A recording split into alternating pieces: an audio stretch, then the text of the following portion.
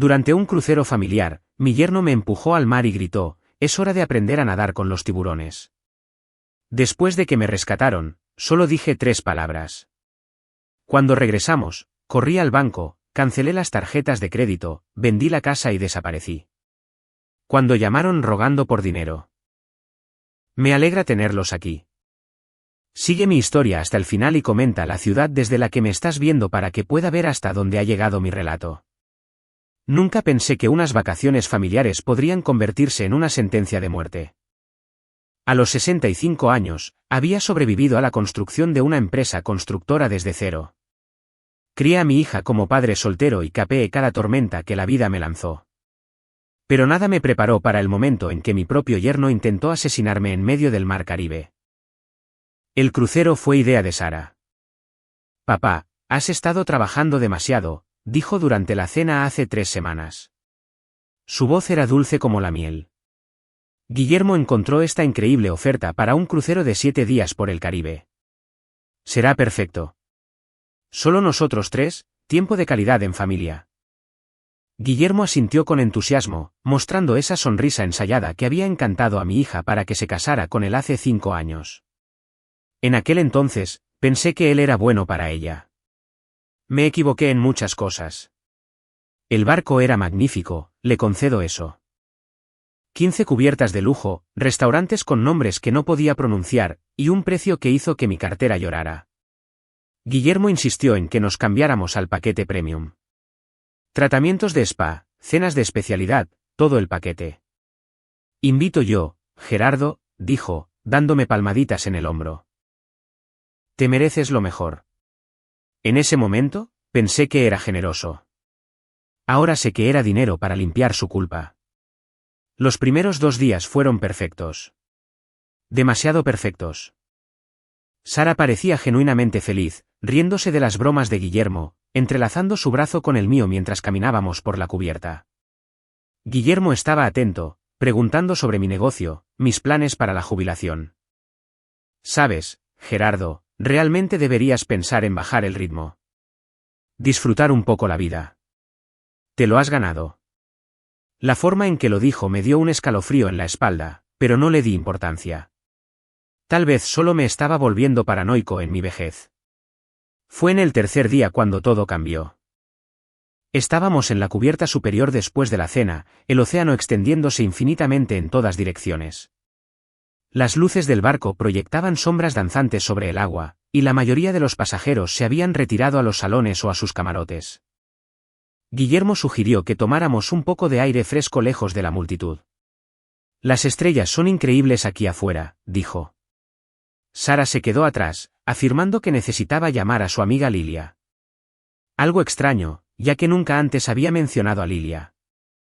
Guillermo y yo caminamos hacia el barandal, el viento azotando lo que quedaba de mi cabello canoso. El agua abajo se veía negra, infinita, hambrienta. «Sabes, Gerardo», dijo Guillermo, su voz ahora era diferente, más fría. «Sara y yo hemos estado hablando sobre el futuro». Me volví para mirarlo, y algo en su expresión hizo que se me helara la sangre. Sus ojos ya no eran amables. Eran calculadores. «¿Sobre el futuro?», pregunté, agarrando el barandal con más fuerza. Guillermo dio un paso más cerca. «¿Sobre qué pasará cuando ya no estés?». «Sobre el negocio, la casa, todas esas inversiones que has mantenido tan en secreto». Su voz bajó a un susurro, sobre lo mucho más fáciles que serían las cosas si ciertos obstáculos no estuvieran en el camino. Antes de que pudiera procesar lo que quería decir, las manos de Guillermo estaban en mi espalda, duras, violentas. El empujón me hizo caer por encima del barandal, y mientras caía hacia el agua negra, lo escuché gritar a todo pulmón: «¡Ayuda! ¡Hombre al agua!». Gerardo se cayó. «Que alguien lo ayude». Pero hubo algo más. Algo que pensó que nadie escucharía por encima del viento y las olas. «Es hora de aprender a nadar con los tiburones, viejo». El agua me golpeó como un muro de concreto. Helada, me quitó el aliento de los pulmones y envió ondas de choque por mi cuerpo de 65 años. Me hundí de inmediato, el agua salada quemando mi garganta mientras luchaba por salir a la superficie. Mi ropa se convirtió en un ancla, arrastrándome hacia abajo. Y por un momento aterrador, pensé que ese era el fin. Que así moriría Gerardo Morales. Asesinado por su propio yerno mientras su hija miraba desde arriba. Cuando finalmente salí a la superficie, jadeando y atragantándome, pude escuchar la conmoción en el barco. Las alarmas sonaban, los miembros de la tripulación gritaban, y en algún lugar dentro del caos, podía escuchar a Sara gritando mi nombre. Pero mientras luchaba por mantenerme a flote, flotando en medio del mar, un pensamiento atravesó mi pánico como un cuchillo. Guillermo no había saltado por el barandal intentando salvarme. Él no estaba en el agua conmigo. Él seguía en el barco interpretando el papel del yerno preocupado. El rescate tardó 27 minutos. 27 minutos peleando contra las olas, con agua llenando mis pulmones, preguntándome si volvería a ver tierra firme. Cuando finalmente me sacaron del océano, hipotérmico y apenas consciente, el primer rostro que vi fue el de Guillermo. Estaba llorando, abrazando a Sara mientras ella sollozaba en su pecho. Gracias a Dios que estás vivo, Gerardo, dijo, su voz quebrándose con lo que sonaba a alivio. Pero vi algo más en sus ojos. Decepción. Esto no se suponía que fuera un rescate. Esto se suponía que iba a ser un funeral. Mientras el médico del barco revisaba mis signos vitales y me envolvía en mantas térmicas, repetí cada momento de la caída. Las manos de Guillermo en mi espalda, el empujón deliberado, la forma en que había gritado sobre tiburones y no por ayuda, y lo más revelador de todo, lo rápido que había aparecido en la escena del rescate, perfectamente seco, perfectamente compuesto. Me llevaron a la enfermería del barco, donde Sara revoloteaba a mi alrededor como una hija devota. Papá, tuve tanto miedo, susurró, sosteniendo mi mano. Cuando Guillermo corrió a buscar ayuda, pensé que mi corazón se detendría. Guillermo asintió solemnemente, interpretando su papel a la perfección. Pasó tan rápido, Gerardo. Un segundo estabas admirando la vista y al siguiente habías desaparecido. El barandal debe haber estado mojado, resbaladizo. Lo miré fijamente. A este hombre que acababa de intentar matarme, y sentí que algo moría dentro de mi pecho. No mi cuerpo, la doctora dijo que me recuperaría por completo, sino algo más profundo. La confianza. La esperanza. La creencia de que la familia significaba algo sagrado. Guillermo se inclinó más, probablemente pensando que yo no podía hablar, que no podía pensar con claridad después de mi odisea. Su rostro estaba a centímetros del mío, y podía oler su loción, la misma marca cara que había usado desde que se casó con mi hija. Fue entonces cuando reuní la poca fuerza que me quedaba y susurré 3 palabras que hicieron que su rostro se pusiera tan blanco como el casco del barco. Retrocedió de un tirón como si lo hubiera abofeteado, abriendo y cerrando la boca como un pez boqueando en la cubierta. Sara estaba acomodándome las cobijas y se perdió por completo el intercambio. Pero Guillermo escuchó cada palabra. Y en ese momento, supo que su plan perfecto acababa de convertirse en su peor pesadilla. Mientras yacía en esa estrecha cama de la enfermería, escuchando los motores del barco zumbar debajo de nosotros, me di cuenta de algo que me heló más que el mar Caribe jamás podría. Este no fue un momento de violencia al azar. No fue un crimen pasional. Guillermo había planeado esto. Me había traído a este crucero específicamente para matarme. Y en algún lugar en el fondo de mi mente, comenzó a formarse una pregunta terrible. ¿Era mi hija Sara solo otra víctima de su manipulación? ¿O era ella también parte de esto? La respuesta a esa pregunta cambiaría todo lo que creía saber sobre mi familia. Pero primero, tenía que sobrevivir al resto de este crucero, y tenía que asegurarme de que el próximo intento de Guillermo, porque habría un próximo intento, fuera el último. El resto de esa noche, me quedé despierto en la enfermería, escuchando cada crujido del barco. Cada paso en el pasillo de afuera me aceleraba el corazón. Cada vez que alguien se acercaba a mi puerta, me preguntaba si era Guillermo viniendo a terminar lo que había empezado. La doctora del barco, una mujer amable llamada doctora Martínez, quería mantenerme en observación hasta la mañana. La hipotermia es grave a su edad, señor Morales, explicó.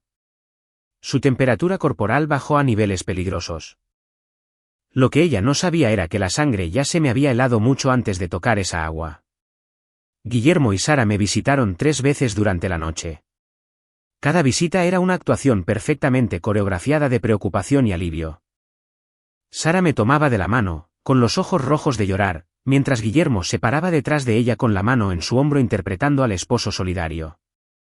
Estamos tan agradecidos de que estés bien, papá, susurró Sara durante su segunda visita. Guillermo no ha dormido nada. Se sigue culpando por no haberte atrapado cuando resbalaste. Observé el rostro de Guillermo cuando ella dijo eso. Busqué cualquier grieta en su máscara, cualquier signo de culpa o miedo.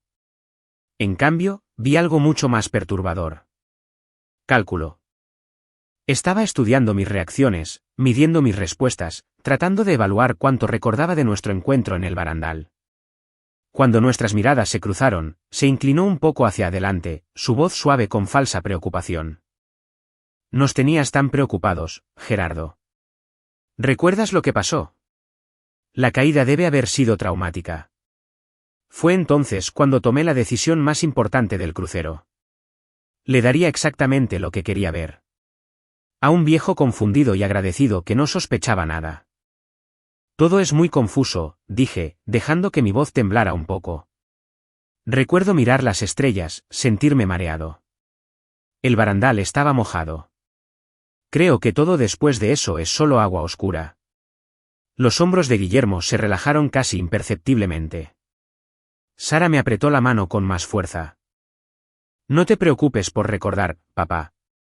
Lo importante es que ahora estás a salvo. Pero yo recordaba todo.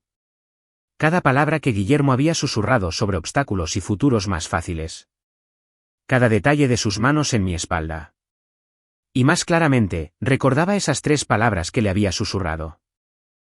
Lo sé todo. Las palabras que habían drenado el color de su rostro y convertido su victoria en terror. La doctora Martínez me dio de alta a la mañana siguiente con instrucciones estrictas de tomármelo con calma. No más caminatas nocturnas por la cubierta, dijo con una sonrisa. Y manténgase hidratado. El océano le quitó mucha energía. Si tan solo ella supiera cuánto me había dado realmente el océano, claridad sobre en quién podía confiar, y más importante aún, en quién no. Guillermo y Sara estaban esperando afuera de la enfermería. Ambos vestidos con camisas polo blancas a juego como si fueran parte de algún retorcido comercial de cruceros. ¿Listo para volver a nuestras vacaciones, papá?, preguntó Sara, entrelazando su brazo con el mío. Guillermo encontró un buffet increíble en la cubierta 7.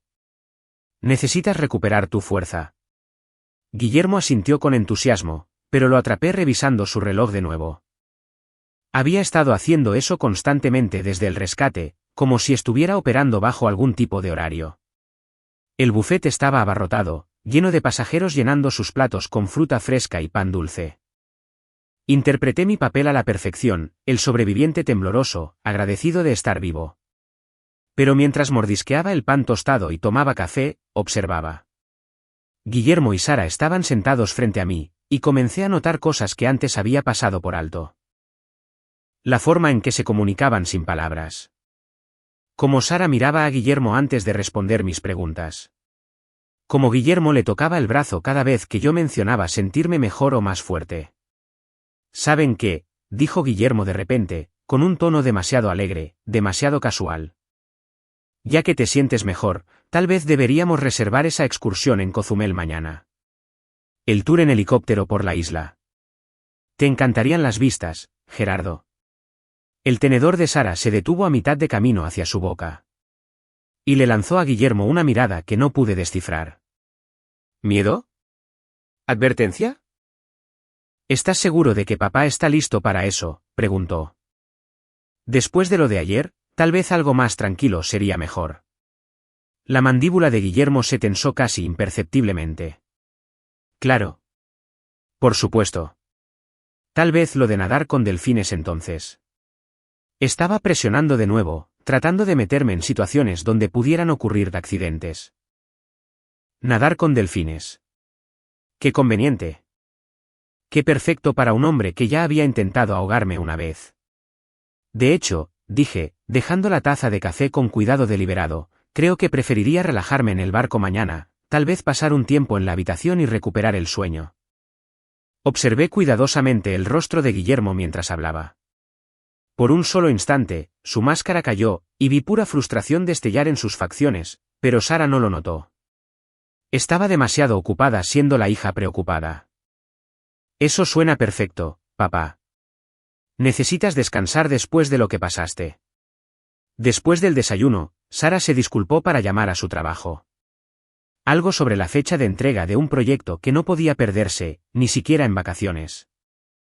Guillermo y yo nos quedamos solos por primera vez desde que intentó matarme.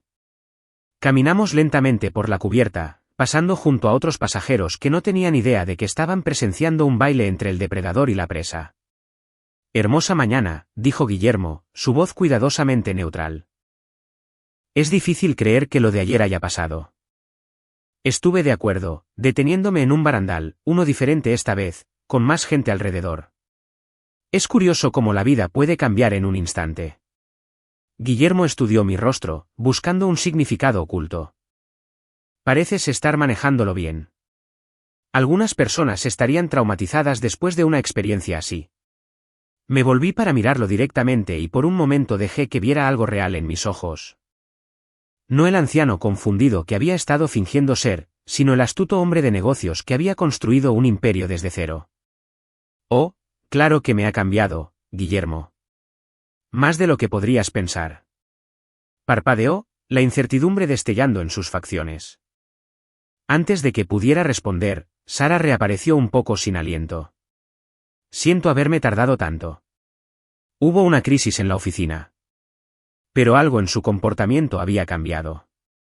Parecía nerviosa, asustadiza, y cuando miró a Guillermo, había algo en su expresión que me revolvió el estómago. Reconocimiento, como si hubieran discutido algo mientras ella no estaba. ¿Todo bien con el trabajo?, pregunté. Ah, ya sabes cómo es. Los mismos problemas de siempre. Pero estaba mintiendo. Yo había criado a esta niña, le había cambiado los pañales, le había enseñado a manejar. Sabía cuando mi hija me estaba mintiendo. La pregunta era, ¿sobre qué estaba mintiendo? Pasamos el resto del día haciendo actividades normales de un crucero, viendo un show de comedia, jugando shuffleboard, comiendo en el comedor principal. Pero debajo de la fachada de diversión vacacional familiar, sentía que estaba viendo una obra en la que no me sabía todos los diálogos. Guillermo y Sara intercambiaban miradas cuando creían que yo no los veía.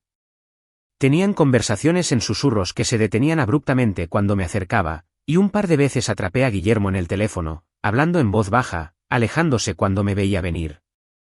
Esa noche, mientras nos arreglábamos para la cena, inventé una excusa sobre que había olvidado mis lentes de lectura y regresé a la habitación que Guillermo y Sara compartían. La puerta estaba un poco entreabierta, y podía escuchar sus voces adentro. Lo que escuché me heló la sangre. No podemos seguir intentando la misma estrategia, estaba diciendo Sara, con la voz tensa de frustración. Es demasiado arriesgado ahora. La gente nos está observando. La respuesta de Guillermo sonó ahogada, pero capté fragmentos. Se nos acaba el tiempo, y no tendremos otra oportunidad como esta. Y luego Sara dijo algo que confirmó mis peores temores. Deberíamos haber planeado esto mejor. Ahora él sospecha. ¿Y si descubre lo que realmente estamos haciendo? Me alejé de la puerta, mi corazón latía tan fuerte que estaba seguro de que lo escucharían. Mi propia hija, mi niña, la que se metía en mi cama durante las tormentas, la que había llorado cuando le enseñé a andar en bicicleta porque tenía miedo de caerse. No solo era una víctima de la manipulación de Guillermo. Era parte del plan. Mientras caminaba de regreso a mi propio camarote, un pensamiento resonaba en mi mente como una campana de muerte. No habían terminado. Sea lo que fuera que hubieran planeado para este crucero, mi supervivencia solo lo había retrasado, no detenido. Y ahora tenía que descubrir qué era lo que realmente buscaban antes de que encontraran una forma de terminar lo que habían empezado. El viejo Gerardo los habría enfrentado, exigido respuestas, confiado en los lazos familiares para arreglar lo que se hubiera roto. Pero ese Gerardo había muerto en el mar Caribe hacía 2 días. El hombre que se metió en la cama esa noche era alguien completamente diferente. Alguien que finalmente entendió que, a veces, las personas que dicen amarte más son las más dispuestas a destruirte. Y me iba a asegurar de que aprendieran esa lección antes de que este crucero terminara. La verdad me golpeó como otra ola de esa agua helada. Pero esta vez, estaba preparado para ello. Había estado sospechando que algo andaba mal durante meses antes de este crucero. Pequeños detalles que no cuadraban. Piezas de un rompecabezas que yo era demasiado confiado para armar. Ahora, flotando en medio de la traición de mi hija, todo finalmente cobraba sentido. Todo comenzó hace 3 meses cuando encontré a Sara en la oficina de mi casa. Estaba sentada en mi escritorio, con mi laptop abierta frente a ella, afirmando que necesitaba imprimir unos documentos para el trabajo. Mi impresora se descompuso, papá, y tengo esta presentación mañana, había dicho, cerrando la laptop rápidamente cuando entré. En ese momento, no le di importancia. Ahora me daba cuenta de que había estado revisando mis registros financieros. Luego estaban las llamadas telefónicas. Guillermo me llamaba a horas extrañas haciendo preguntas casuales sobre el negocio, sobre mis planes de retiro, sobre si había actualizado mi testamento recientemente. Solo pensando en el futuro, Gerardo, decía, quiero asegurarme de que Sara esté bien cuidada si te llega a pasar algo. La forma en que dijo si te llega a pasar algo debió haber sido una advertencia. En cambio, me había conmovido su aparente preocupación por el bienestar de mi hija. Pero fue la consulta al seguro lo que debió ser la mayor bandera roja. 2 semanas antes del crucero, recibí una llamada de mi compañía de seguros de vida pidiendo verificar cierta información sobre mi póliza.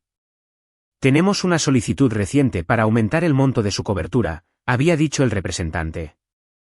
Solo queremos confirmar los detalles directamente con usted. Yo estaba confundido. No había solicitado ningún cambio. Cuando se lo comenté a Sara más tarde, le restó importancia. Probablemente solo sea un error administrativo, papá. Ya sabes cómo son estas compañías. Excepto que no era un error. Alguien había estado intentando aumentar el pago de mi seguro de vida y ese alguien tenía acceso a mi información personal. Alguien que vivía conmigo de vez en cuando, que tenía llaves de mi casa, que sabía dónde guardaba mis documentos importantes. ¿Mi hija? La mañana después de que escuché su conversación, tomé una decisión que habría parecido paranoica unos días antes. Iba a investigar a mi propia familia. Mientras Guillermo y Sara estaban en el buffet del desayuno, usé el centro de negocios del barco para acceder a mis cuentas en línea. Lo que encontré me enfermó físicamente. Durante los últimos 4 meses, hubo varios retiros pequeños de mi cuenta de ahorros. Nunca lo suficiente para activar alertas, pero sumaban casi 396,750 pesos. Los retiros se habían hecho usando mi tarjeta de débito en cajeros automáticos cerca del departamento de Sara. Mi propia hija había estado vaciando lentamente mis cuentas, probablemente esperando que yo no lo notara hasta que fuera demasiado tarde. Pero eso no era lo peor. Alguien había estado accediendo a mi correo electrónico del negocio, escribiéndose con mis clientes y contratistas. Cuando profundicé más, encontré correos que nunca había enviado, mensajes que sugerían sutilmente que estaba considerando el retiro, que podría estar buscando vender Constructora Morales pronto. El nombre de Guillermo aparecía en varios de estos correos. Aparentemente, él se había estado posicionando como mi sucesor potencial, el yerno que entendía el negocio y que podría hacerse cargo cuando yo estuviera listo para retirarme. O cuando estuviera muerto. La última prueba estaba en mi correo personal, enterrado en la carpeta de eliminados donde nunca lo habría encontrado si no hubiera estado buscando. Era un borrador de correo desde mi cuenta para una abogada, solicitando información sobre cómo actualizar mi testamento. El borrador mencionaba dejarle todo a Sara y Guillermo, expresando preocupación por mi salud y mi deseo de asegurarme de que mi familia esté protegida. Yo nunca había escrito ese correo. Ni siquiera había pensado en cambiar mi testamento. Alguien se estaba preparando sistemáticamente para mi muerte, haciendo que pareciera que había sido mi idea. Imprimí todo. Mis manos temblaban mientras la evidencia de su traición se acumulaba en blanco y negro. Luego hice algo que probablemente me salvó la vida. Cambié todas mis contraseñas, establecí nuevas preguntas de seguridad y activé la autenticación de 2 factores en cada cuenta. Si planeaban continuar con su robo, acababan de toparse con su primer obstáculo real. Cuando regresé a los camastros de nuestra cubierta, Sara y Guillermo estaban inmersos en una conversación profunda, sus cabezas juntas como conspiradores. Se separaron cuando me vieron acercarme. Guillermo se levantó de un salto para ofrecerme su silla. ¿Te ves cansado, Gerardo. Tal vez deberías descansar.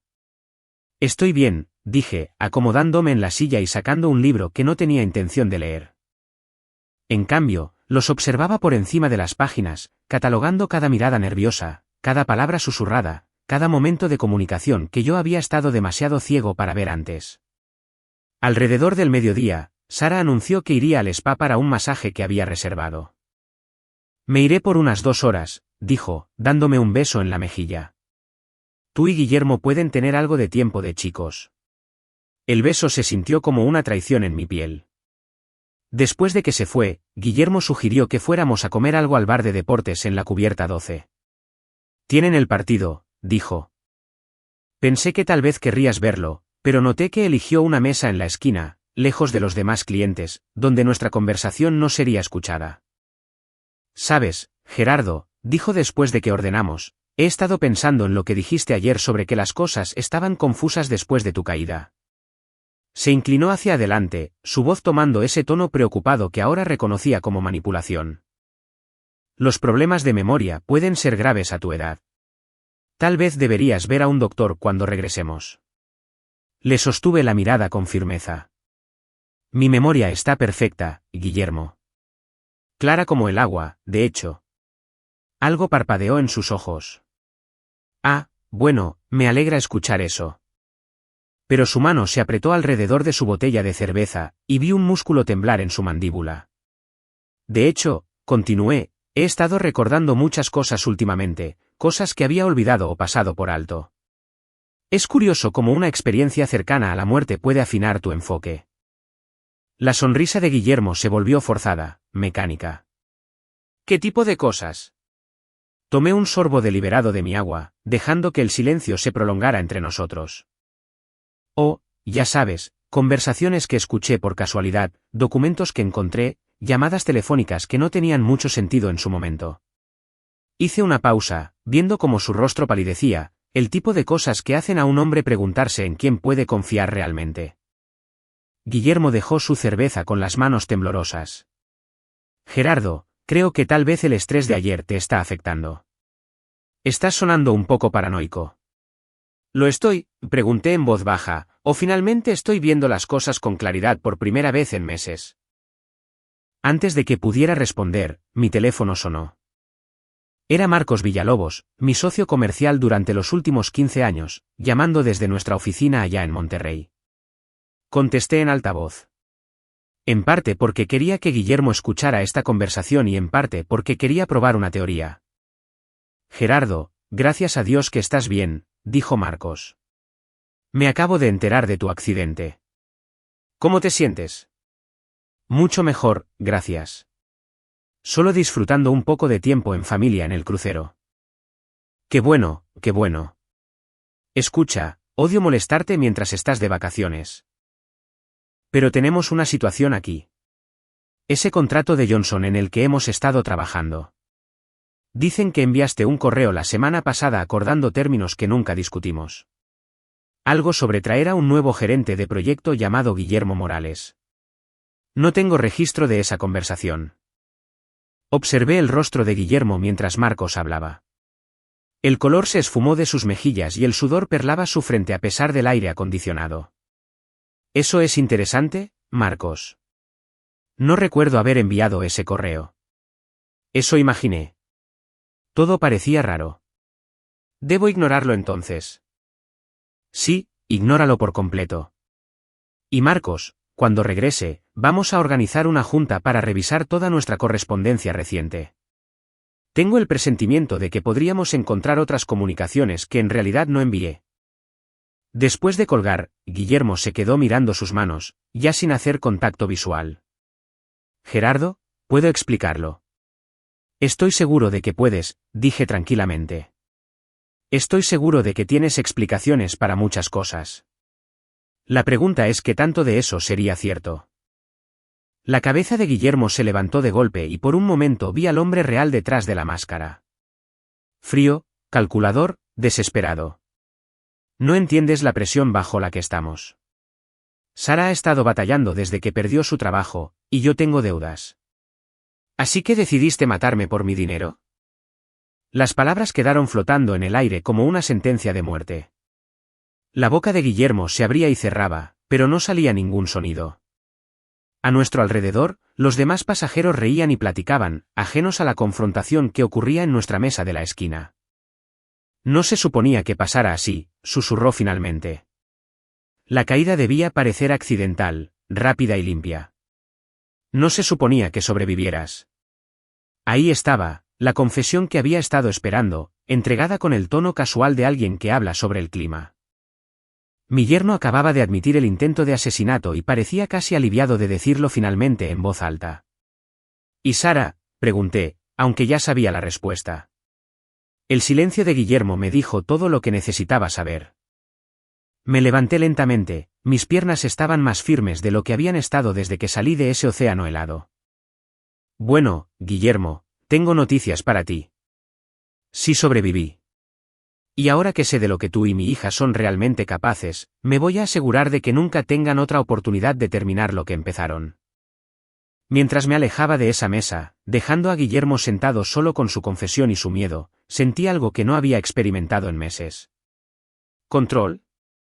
Por primera vez desde que comenzó esta pesadilla, sabía exactamente a lo que me enfrentaba, y tenía un plan para detenerlo. El viejo Gerardo habría tratado de razonar con ellos para encontrar alguna forma de salvar la relación familiar. Pero el viejo Gerardo había muerto en el mar Caribe hacía 2 días. El hombre que caminaba de regreso a su camarote era alguien completamente diferente. Alguien que entendía que a veces las personas que dicen amarte son las más dispuestas a destruirte para su propio beneficio. Y me iba a asegurar de que aprendieran esa lección de la manera más dolorosa posible. El barco atracó en Cancún a las 7 de la mañana. Y para las 7:30, yo estaba en un taxi rumbo a la sucursal más cercana del Banco Nacional. Guillermo y Sara pensaban que había ido a recoger mi equipaje del área de almacenamiento. Les dije que quería encargarme yo mismo, que necesitaba algo de tiempo a solas para procesar todo lo que había pasado durante el crucero. Estaban más que felices de dejarme ir, probablemente aliviados de tener unos minutos para planear su próximo movimiento sin que yo observara cada uno de sus gestos. Lo que no sabían era que había pasado la noche anterior despierto en mi camarote, haciendo llamadas y poniendo en marcha las ruedas que cambiarían nuestras vidas para siempre.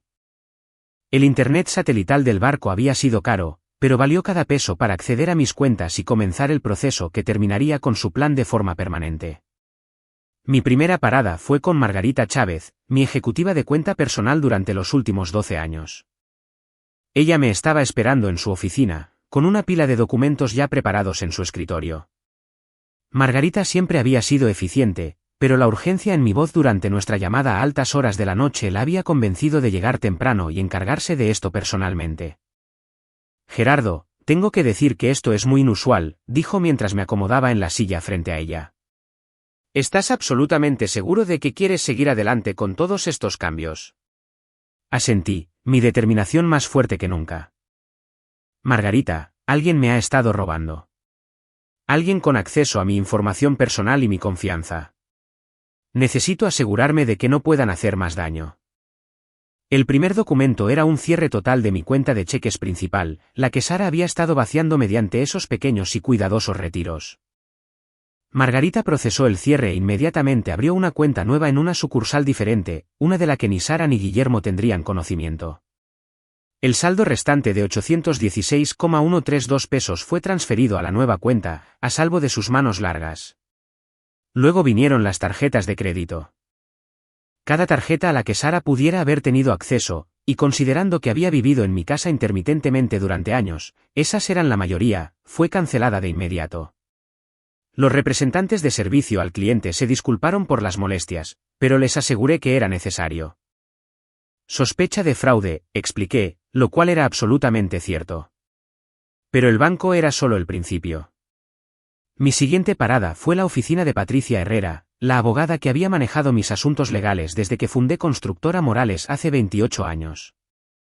Patricia se había sorprendido por mi llamada de la noche anterior, pero aceptó verme a primera hora de la mañana. Gerardo, lo que describes suena a abuso de ancianos, dijo, con voz seria mientras revisaba la evidencia que había impreso en el centro de negocios del barco. El acceso no autorizado a tus cuentas, los correos falsificados, el intento de manipular tu póliza de seguro. Esto va mucho más allá de un simple robo. No quiero presentar cargos, le dije, y ella levantó la vista sorprendida. Gerardo, intentaron matarte, y tu propia hija fue parte de ello. Las palabras me golpearon como un golpe físico, pero me obligué a mantenerme concentrado. Patricia, he pensado en esto toda la noche.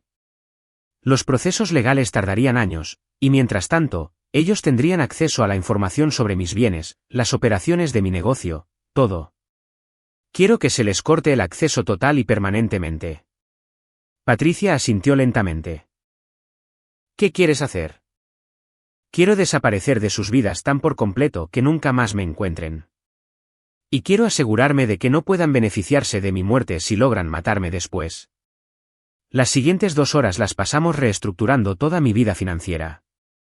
Patricia me ayudó a establecer un nuevo testamento, uno que le dejaba todo a una fundación de caridad que había estado apoyando en silencio durante años, la Fundación Morales para la Alfabetización de Adultos, nombrada en honor a mi difunta esposa, Margarita, que había sido maestra. Sara y Guillermo no estaban mencionados en ninguna parte del documento. También establecimos un fideicomiso que manejaría mis gastos del día a día desde una cuenta separada, la cual sería administrada por el despacho de Patricia. El fideicomiso estaba diseñado para ser completamente anónimo. Incluso si Sara o Guillermo contrataban investigadores, no podrían rastrearlo hasta mí. Pero el paso más importante fue la venta de mi casa. Patricia contactó a un agente de bienes raíces con el que había trabajado antes, alguien que se especializaba en ventas privadas y rápidas. Podemos tener el papeleo listo para mañana, me aseguró. El mercado está bien en este momento y tu casa está en excelentes condiciones. Deberías poder conseguir algo muy cercano al precio de venta. El precio de venta era de 8.073,000 pesos. Dinero que desaparecería en cuentas que Sara y Guillermo nunca encontrarían. Mi teléfono había estado vibrando toda la mañana con llamadas y mensajes de texto de ambos. Los mensajes de Sara eran cada vez más frenéticos. Papá, ¿dónde estás? Estamos preocupados. ¿Lo están? Guillermo te ha estado buscando en el área de equipaje. Por favor, devuélveme la llamada. Los mensajes de Guillermo eran más cortos, pero más agresivos. Gerardo, tenemos que hablar. Esto es ridículo. Llámame ahora. Los ignoré a todos. Mi última parada del día fue en las oficinas centrales de Constructora Morales. El negocio que había construido de la nada, con apenas una camioneta y una caja de herramientas. Mi socio, Marcos, me estaba esperando junto con nuestro abogado corporativo y el contador. La reunión fue breve pero decisiva. A partir de este momento, te vendo mi participación en Constructora Morales a ti, Marcos, anuncié, deslizando los papeles sobre la mesa de juntas. El precio es el valor justo de mercado, 39,675,000 pesos.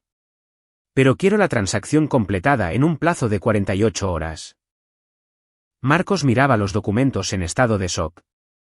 Gerardo, ¿qué está pasando?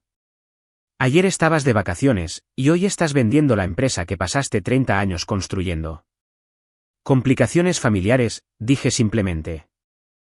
Personas en las que confiaba me han estado robando y planeando cosas peores.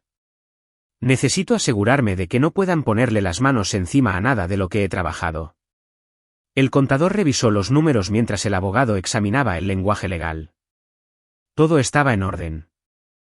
Había estado planeando esta posibilidad durante más tiempo del que nadie se imaginaba, desde que empecé a sospechar que algo andaba mal. El precio de venta le daría a Marcos el control total de la compañía, y el dinero iría directamente a una cuenta en el extranjero que había establecido años atrás con fines fiscales. Para las 6 de esa tarde, yo era efectivamente invisible. Mis cuentas bancarias estaban cerradas o transferidas a instituciones de las que Sara y Guillermo nunca habían oído hablar. Mis tarjetas de crédito estaban canceladas. Mi casa estaba anunciada en venta con instrucciones de completar la transacción lo más rápido posible. Mi empresa estaba vendida. Incluso mi celular estaba desconectado. Había conseguido un nuevo número con una compañía diferente, uno que solo Patricia y Marcos conocían. Conduje a un modesto complejo de departamentos al otro lado de la ciudad, uno que había rentado esa misma mañana pagando en efectivo y con un simple contrato de mes a mes. El departamento estaba amueblado, nada lujoso, pero estaba limpio y tranquilo y completamente separado de la vida que había estado viviendo durante los últimos 65 años. Mientras estaba sentado en mi nueva sala esa noche, comiendo comida china para llevar y viendo el atardecer por las ventanas que Sara y Guillermo nunca encontrarían, sentí algo que no había experimentado en meses. Paz. Mi teléfono, el nuevo, sonó una vez alrededor de las 8. Era Patricia. Gerardo, ya está hecho. Se vendió la casa a un comprador de contado por 762.500 pesos. El cierre de venta está programado para mañana por la tarde. Marcos completó la compra del negocio y los fondos han sido transferidos a las cuentas designadas. A partir de ahora, te has borrado efectivamente de su alcance para que te encuentren o te lastimen. ¿Qué hay de la fundación? Todo en orden, la Fundación Morales recibirá la mayor parte de tu patrimonio cuando mueras, con una pequeña provisión para gastos básicos de vida mantenida a través del fideicomiso. Tu hija y tu yerno no verán ni un centavo. Después de que colgué, me senté en el silencio de mi nueva vida y pensé en Sara, mi niña, la que solía construir castillos de arena conmigo en la playa, la que había llorado cuando murió su pececito. La que me había abrazado tan fuerte después del funeral de su madre que pensé que nunca me soltaría. En algún momento del camino, esa niñita se había convertido en alguien a quien yo no reconocía, alguien capaz de planear mi muerte por dinero. El dolor era abrumador, pero también lo era el alivio. Por primera vez en meses, no estaba mirando sobre mi hombro. No me preguntaba en quién podía confiar. No temía que las personas más cercanas a mí estuvieran planeando mi destrucción. Mañana, Sara y Guillermo comenzarían a descubrir la nueva realidad que había creado para ellos. Las tarjetas de crédito serían rechazadas, las cuentas bancarias estarían vacías, la casa tendría un letrero de vendida en el patio, y yo ya no estaría, habría desaparecido tan completamente que nunca me encontrarían. Me serví una copa de vino, un vino barato del supermercado, no las botellas caras que Guillermo solía llevar a cenar, y brindé por el hombre que solía ser. El padre confiado, el proveedor generoso, el hombre que creía que la familia significaba algo sagrado.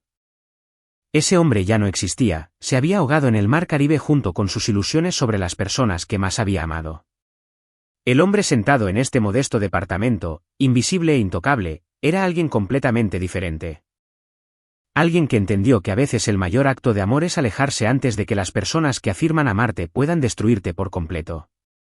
Y mañana, Sara y Guillermo comenzarían a aprender lo profundamente que habían perdido el juego que pensaban que estaban ganando. La primera llamada llegó a las 6:47 de un martes por la mañana, exactamente 11 días después de que desaparecí de sus vidas. Estaba preparando café en mi pequeña cocina cuando el nuevo teléfono sonó, mostrando un número que no reconocía. Por un momento, consideré no contestar. Había estado disfrutando del silencio, la paz de una vida sin manipulaciones ni amenazas. Pero la curiosidad ganó, y presioné aceptar sin decir una palabra. Papá. La voz de Sara era pequeña, quebrada, nada parecida a la de la mujer segura que había ayudado a planear mi asesinato apenas 2 semanas atrás. Papá, por favor, si eres tú, por favor contéstame. No dije nada. Solo escuché su respiración al otro lado de la línea. Sé que estás ahí, continuó, su voz se quebraba con desesperación. Puedo escuchar tu respiración. Papá, por favor. Necesitamos hablar. Ha pasado algo terrible. Todas nuestras cuentas están congeladas. Las tarjetas de crédito no funcionan, y hay un letrero de vendida en tu casa. No entiendo qué está pasando. Aún así, me mantuve en silencio. La mujer al otro lado de esta llamada había visto a su esposo empujarme al mar. Había ayudado a planear mi muerte por dinero. Cualquiera que fuera la desesperación que estuviera sintiendo ahora, era una fracción de lo que yo había experimentado en esas aguas heladas. Luchando por mi vida mientras mi propia familia esperaba que me ahogara. Papá, por favor, sollozó ahora, el sonido era crudo y genuino. Sé que cometimos errores, pero somos familia. No puedes simplemente desaparecer así. Lo estamos perdiendo todo. Qué bueno, pensé. Que lo pierdan todo. Que sientan lo que es que la tierra desaparezca bajo sus pies. A Guillermo lo despidieron del trabajo, continuó Sara, como si compartir más malas noticias fuera a hacerme sentir simpatía. Su jefe dijo que había irregularidades en sus reportes de gastos y lo despidieron sin liquidación. Y el casero nos está amenazando con desalojarnos porque el cheque de la renta rebotó. Papá, no sé qué hacer. Terminé la llamada sin decir una palabra. Pero Sara no se daba por vencida fácilmente. Durante los siguientes 3 días, llamó 17 veces más. Cada mensaje más desesperado que el anterior. De alguna manera había rastreado mi nuevo número, probablemente a través de la compañía telefónica usando lágrimas y mentiras sobre una emergencia familiar. Cada llamada revelaba más sobre su mundo que se desmoronaba. En efecto, Guillermo había sido despedido, pero no solo por las irregularidades en los reportes de gastos. Sara dejó escapar en un mensaje sollozante que lo habían atrapado intentando falsificar documentos relacionados con un proyecto de construcción utilizando el membrete de mi empresa y falsificando mi firma.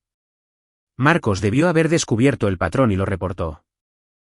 Su departamento estaba siendo embargado. Sara había estado viviendo por encima de sus posibilidades durante meses, contando con mi muerte para resolver todos sus problemas financieros. Sin acceso a mis cuentas y con Guillermo desempleado, no podían pagar su renta, los pagos de su auto o incluso los pagos mínimos de las tarjetas de crédito. Papá, fuimos a tu casa ayer, dijo Sara en su 8ª llamada. Había extraños viviendo allí. Dijeron que la compraron hace 2 semanas, que se las vendiste a través de una venta rápida. ¿Cómo pudiste vender la casa donde mamá murió, donde crecí? ¿Cómo pudiste borrarnos de esa manera? Casi le contesto esa llamada. Casi. Porque la casa donde murió su madre también era sagrada para mí. Pero también era la casa donde Sara había husmeado en mis papeles privados. Donde Guillermo había planeado mi asesinato, donde habían contado mi dinero como buitres rondando a un animal moribundo. Algunos lugares quedan envenenados por los recuerdos que guardan. La 9ª llamada fue diferente. La voz de Guillermo sonó en el altavoz. Más dura y amenazante que las súplicas desesperadas de Sara. Gerardo, sé que estás escuchando estos mensajes. Esto ha ido demasiado lejos. No puedes simplemente desaparecer y dejarnos sin nada. Tenemos derechos. Sara es tu hija, tu única hija. No puedes simplemente cortar a la familia así por un malentendido. ¿Un malentendido? Estaba llamando a un intento de asesinato un malentendido. Mira, tal vez cometí algunos errores en ese crucero, continuó, su voz tomando el tono manipulador que ahora reconocía tan claramente. Pero estaba estresado, abrumado. Nunca fue mi intención que las cosas llegaran tan lejos. Y Sara no tuvo nada que ver con eso. ¿Ella es inocente en todo esto? ¿Inocente? La palabra me hizo reír a carcajadas en mi departamento vacío. Sara, ¿que había estado vaciando mis cuentas durante meses? Sara, ¿que había estado en mi oficina revisando mis archivos? Sara, ¿que se había quedado parada en esa cubierta viendo a su esposo empujarme al mar? Inocente. Sabemos que estás vivo, Gerardo. Sabemos que estás allá afuera en algún lugar y te vamos a encontrar. Esa llamada terminó, pero fue seguida de inmediato por otra. Sara, de nuevo, solo que esta vez no estaba llorando. Esta vez, su voz tenía algo frío y calculador que me recordó perturbadoramente a Guillermo. Papá, he estado pensando en todo lo que pasó en ese crucero, en tu caída, en la forma en que te has estado comportando desde entonces. Y estoy empezando a preguntarme si tal vez no estás tan confundido como pensábamos. Tal vez recuerdes más de lo que aparentas. Mi sangre se heló. Si eso es cierto, entonces tenemos que hablar, porque hay cosas que no entiendes. Situaciones que nos obligaron a tomar decisiones difíciles. Guillermo está en serios problemas con algunas personas. Papá, personas peligrosas a las que no les importa la familia, ni la lealtad, ni nada. Excepto recuperar su dinero. Ahora estaba tratando de hacerme sentir lástima por ellos. Tratando de hacer que su desesperada situación financiera fuera mi responsabilidad. Esta gente no solo te quita tu casa o tu auto cuando no puedes pagar. Papá, se cobran con dedos. Se cobran con vidas. Y no les importa si Sara sale lastimada en el proceso. ¿Es eso lo que quieres? Que tu hija pague por los errores de Guillermo con su sangre. Colgué el teléfono antes de que terminara el mensaje. Mis manos temblaban de rabia. Ahora estaban tratando de manipularme con amenazas de violencia, tratando de hacerme creer que Sara estaba en peligro por misteriosos acreedores. Pero yo había hecho mi investigación durante los últimos 11 días. Había contratado a un investigador privado para averiguar los antecedentes de Guillermo y descubrir exactamente qué tipo de deudas había acumulado. La verdad era mejor y peor que las dramáticas afirmaciones de Sara. Guillermo sí debía dinero, mucho dinero, pero no a criminales peligrosos. Debía 301,236 pesos a varias compañías de tarjetas de crédito, 141,450 pesos a un servicio de préstamos de nómina, y otros 207,000 pesos a un sitio de apuestas en línea. Todas deudas legales, todas manejadas a través de procedimientos normales de cobranza.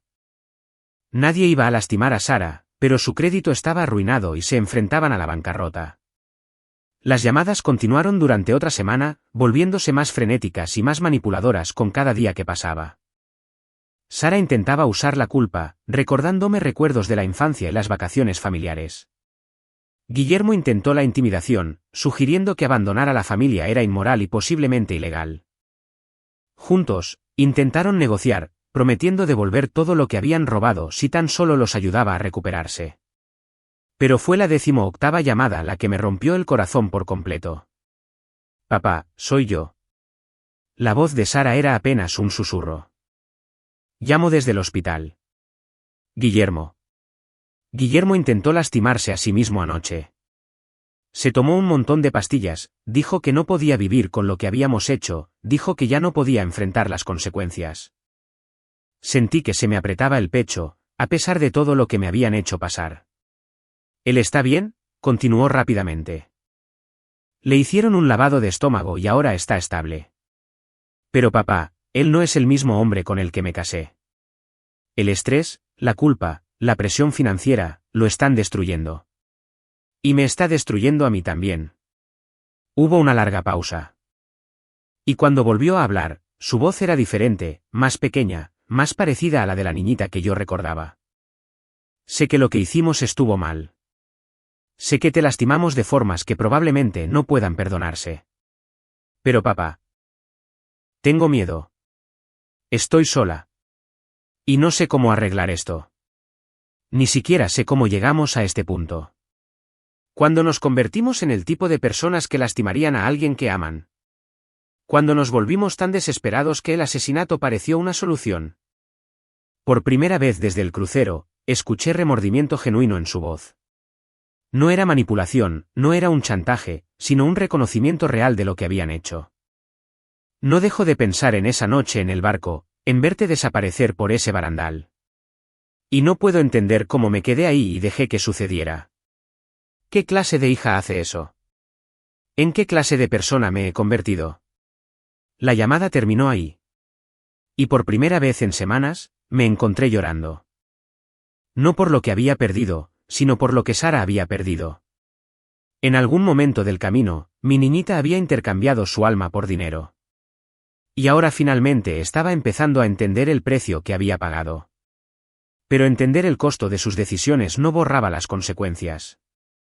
No le devolvía la confianza que había hecho añicos, ni deshacía la traición que casi me cuesta la vida. Y ciertamente no significaba que fuera a rescatarlos del desastre que ellos mismos habían creado. A la mañana siguiente, hice algo que había estado evitando durante 3 semanas. Conduje hasta el cementerio donde estaba enterrada mi esposa Margarita. A la tumba que visitaba cada año en su cumpleaños y en el aniversario de su muerte. Me arrodillé junto a su lápida y le conté todo sobre la traición de Sara. Sobre el intento de Guillermo de quitarme la vida. Sobre la forma en que desaparecí de sus vidas como humo en el viento. Espero haber hecho lo correcto, Maggie, le susurré a la piedra fría. Espero que nuestra pequeña pueda encontrar el camino de regreso a la persona que solía ser. Pero no puedo ser yo quien la salve. Algunas lecciones solo se pueden aprender a la mala. Mientras me alejaba del cementerio, mi teléfono sonó una vez más. El número de Sara apareció en la pantalla, pero esta vez no dudé. Contesté, hola, Sara. La fuerte toma de aire al otro lado de la línea me dijo que no esperaba que finalmente le respondiera. Papá, susurró, como si pronunciar mi nombre en voz muy alta pudiera hacerme desaparecer de nuevo. Papá, por favor no cuelgues. Sé que no me lo merezco, pero por favor, escúchame un minuto. Esperé. Lo siento, dijo. Y por primera vez desde que comenzó esta pesadilla, le creí. Siento todo. El dinero, las mentiras, el quedarme parada viendo cómo Guillermo te lastimaba. Siento haberme convertido en alguien que no reconozco, en alguien que podría planear cosas tan horribles. Hizo una pausa y pude escucharla llorar suavemente. No espero que me perdones. No espero que nos ayudes, pero necesitaba que supieras que recuerdo quién eres realmente, papá. Eres el hombre que tuvo 3 trabajos para mandarme a la universidad, que me abrazó cuando murió mamá, que me enseñó que la familia debía tratarse de amor, no de dinero. La línea se quedó en silencio por un momento, y luego dijo las palabras que me perseguirían por años. Sé que destruya nuestra familia, papá, pero por favor, no dejes que los errores de Guillermo te destruyan a ti también. Mereces ser feliz, encontrar la paz, incluso si esa paz no nos incluye a nosotros. La llamada terminó, y me quedé sentado en mi auto afuera del cementerio. Finalmente entendí que esto era un adiós, no solo a Sara y Guillermo, sino al hombre que solía ser. El padre que habría hecho cualquier cosa para proteger a su hija, incluso de sí misma. Ese capítulo de mi vida había terminado. Y mañana comenzaría a descubrir qué me depararía el siguiente capítulo. Han pasado 2 años desde aquella última llamada de Sara. 2 años desde que escuché la voz de mi hija quebrarse con remordimiento genuino, desde que me liberó de la obligación de salvarla de las consecuencias de sus propias decisiones. 2 años de silencio, de paz, de aprender quién es realmente Gerardo Morales cuando no está definido por las necesidades y traiciones de los demás. La mañana después de esa última conversación, tomé una decisión que me sorprendió hasta a mí. Empaqué lo poco que tenía en mi pequeño departamento en 2 maletas y conduje hacia la costa. No a las playas concurridas donde los turistas se amontonan, sino a un tramo tranquilo de la costa de Nayarit donde los pescadores jubilados venden su pesca en muelles desgastados por el clima, y el ritmo de la vida se mueve con las mareas en lugar del mercado de valores. Renté una cabaña a 6 cuadras del mar.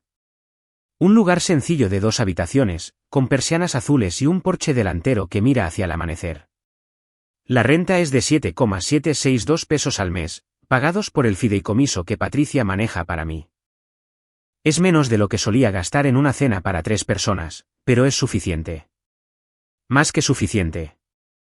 La cabaña venía amueblada con ese tipo de muebles sólidos y prácticos que duran décadas, una mesa de cocina marcada por los años de uso.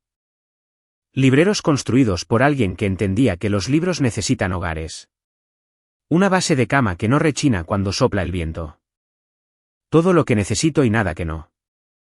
La mayoría de las mañanas camino hacia la tienda de pesca de Gustavo, donde los viejos se reúnen a tomar café y a quejarse del clima, el gobierno, y de que los peces ya no pican como antes. Nadie me pregunta qué hacía antes de venir aquí. O qué me trajo a este rincón tranquilo del mundo. En un lugar donde la mitad de la población está huyendo de algo, la privacidad se respeta por encima de casi todo lo demás. Les dije que mi nombre era Gerardo. No había razón para mentir sobre eso. Y que antes me dedicaba a construir cosas. Eso es suficientemente cierto. Lo que no les dije es que construí una empresa constructora multimillonaria desde cero. O que lo regalé todo para escapar de una familia que intentó matarme. Algunas verdades son demasiado pesadas para una conversación casual. A los 3 meses de llegar, Gustavo me ofreció un trabajo de medio tiempo, ayudando a los clientes y limpiando la tienda. Nada lujoso, me dijo. Solo alguien que cuide la caja cuando salgo al agua. La paga es de 207 pesos la hora, apenas suficiente para comprar la despensa, pero me da algo que hacer con mis manos y una razón para interactuar con personas que no quieren nada de mí excepto un trabajo honesto. Los clientes son en su mayoría lugareños, pescadores comerciales comprando suministros, guerreros de fin de semana abasteciéndose para sus viajes en bote, y el ocasional turista que se desvió de la carretera principal. Pagan en efectivo, dicen gracias, y se van. Nadie intenta manipularme ni robarme ni empujarme al mar. Es notablemente pacífico. Por las tardes, me siento en mi porche delantero a leer. No revistas de negocios ni reportes financieros, sino novelas para las que nunca tuve tiempo cuando estaba construyendo mi imperio. He descubierto que disfruto los misterios, las historias sobre personas que descubren verdades ocultas y encuentran justicia en lugares inesperados. La ironía no se me escapa. A veces, cuando el clima es bueno, camino hacia la playa y veo el atardecer pintar el cielo de colores que ningún artista podría plasmar adecuadamente. El océano Pacífico se extiende hasta el horizonte. El mismo océano que casi me mata hace 2 años. Pero aquí es diferente. Aquí es hermoso en lugar de aterrador. Infinito en lugar de sofocante. He aprendido a pescar. Algo para lo que nunca tuve tiempo en mi vida pasada. Gustavo me enseñó a leer el agua, a entender qué carnadas funcionan en qué condiciones, a ser lo suficientemente paciente para esperar a que los peces vengan a mí en lugar de intentar forzar el proceso. Hay paralelos con la vida que todavía estoy descubriendo. La cabaña tiene un pequeño jardín donde el inquilino anterior cultivaba tomates y hierbas. Lo he ampliado, agregando pimientos, calabazas y una fila de girasoles que crecen más alto que la cerca. Trabajar en la tierra, sacar vida del suelo, se ha convertido en una especie de meditación. Mis manos, que alguna vez firmaron contratos por cientos de miles de dólares, ahora están permanentemente manchadas de tierra, y nunca me había sentido tan feliz con lo que están creando. Patricia llama una vez al mes para saber cómo estoy y para manejar los detalles administrativos de mi nueva existencia. Ella es la única persona de mi vida pasada que sabe dónde estoy, y confío en que guarde el secreto. Durante nuestra última conversación, me dijo algo que no me sorprendió, pero que de todos modos me entristeció. Gerardo, pensé que debía saberlo. Sara se declaró en bancarrota hace 6 meses. Guillermo también. Lo perdieron todo. El departamento, los autos, incluso el anillo de compromiso de Sara. Por lo que entiendo. Están viviendo en un departamento estudio en una zona dudosa de la ciudad. Y Sara tiene 2 trabajos para llegar a fin de mes. ¿Y Guillermo?, pregunté. Sigue desempleado. Al parecer, se corrió la voz sobre sus documentos falsos y el intento de fraude. Ninguna constructora de la zona lo contratará. Sentí una mezcla de satisfacción y tristeza ante estas noticias. Satisfacción porque se había hecho justicia. Tristeza porque mi hija estaba pagando el precio por confiar en el hombre equivocado. Hay algo más, continuó Patricia. Sara intentó contactarme el mes pasado. Quería saber si había alguna forma de localizarte, no para pedir dinero o ayuda, sino para decirte algo. Le dije que no, pero me pidió que te pasara un mensaje si alguna vez hablaba contigo. ¿Qué dijo? Patricia guardó silencio un momento. Dijo que te dijera que ahora entiende por qué tuviste que desaparecer. Dijo que se alegra de que estés a salvo donde quiera que estés, y que espera que hayas encontrado la paz. Ese mensaje se quedó conmigo durante días. Sara finalmente había aprendido la diferencia entre querer el perdón y merecerlo. Entre entender las consecuencias y tratar de escapar de ellas. Tal vez, en algún lugar entre las ruinas de su vida, estaba encontrando el camino de regreso a la persona que solía ser. Pero ese era su propio viaje, no era mi deber guiarla. La semana pasada pasó algo que me recordó lo lejos que he viajado de mi antigua vida. Estaba reabasteciendo el inventario en la tienda cuando entró un hombre con un traje caro. Claramente perdido e irritado por ello, miró a su alrededor con evidente disgusto las paredes gastadas y el olor a carnada de pescado. Disculpe, dijo, con ese tono que usa la gente rica cuando le habla a la servidumbre. Estoy buscando a Gerardo Morales. Tengo entendido que podría estar por esta zona. Mi sangre se heló, pero mantuve mi expresión neutral. No conozco a nadie con ese nombre, le dije, mientras seguía acomodando señuelos en el exhibidor. Es un empresario de Nuevo León. Construyó una empresa constructora, tenía activos considerables. Su familia lo está buscando. Le sostuve la mirada con firmeza. Como le dije, no conozco a nadie así por aquí. Podría intentar en la Cámara de Comercio allá en el pueblo. El hombre se veía frustrado, pero me entregó su tarjeta de presentación de todos modos. Si de casualidad llega a escuchar algo, hay una recompensa por información que conduzca a su paradero. Después de que se fue, miré la tarjeta. Era un investigador privado contratado por un bufete de abogados del que nunca había oído hablar. En el reverso, alguien había escrito con letra pulcra: la familia busca la reconciliación. Rompí la tarjeta y la tiré a la basura. La familia busca la reconciliación. Incluso después de todo lo que habían hecho, incluso después de que sus vidas se hubieran desmoronado, Sara y Guillermo seguían intentando encontrarme, todavía esperando manipularme para que los rescatara del infierno que ellos mismos crearon. Pero el viejo Gerardo, el hombre que se habría sentido culpable por causar su sufrimiento, ya no estaba. El hombre que estaba parado en esa tienda de pesca, rodeado del olor honesto del mar y las herramientas de trabajo sencillo, solo sintió alivio de que no me hubieran encontrado. Esa noche, llamé a Patricia y le conté sobre el investigador. Cambia todo, le dije. Nuevos documentos del fideicomiso, nuevos números de cuenta, todo nuevo. Y si alguien más viene buscando información sobre Gerardo Morales, diles que murió en un accidente de bote hace 2 años. Gerardo, ¿estás seguro? Es un paso bastante permanente. Miré por la ventana de mi cocina hacia el jardín que había plantado, hacia el atardecer que pintaba el cielo de colores imposibles, hacia la vida sencilla que había construido de las cenizas de la traición. Patricia. Gerardo Morales sí murió hace 2 años. Se ahogó en el mar Caribe cuando su familia lo empujó por la borda. El hombre con el que estás hablando ahora es alguien completamente distinto. Alguien que finalmente entiende que a veces el mayor acto de amor es alejarse antes de que las personas que dicen amarte puedan destruirte por completo. 2 semanas después, Patricia me envió un certificado de defunción.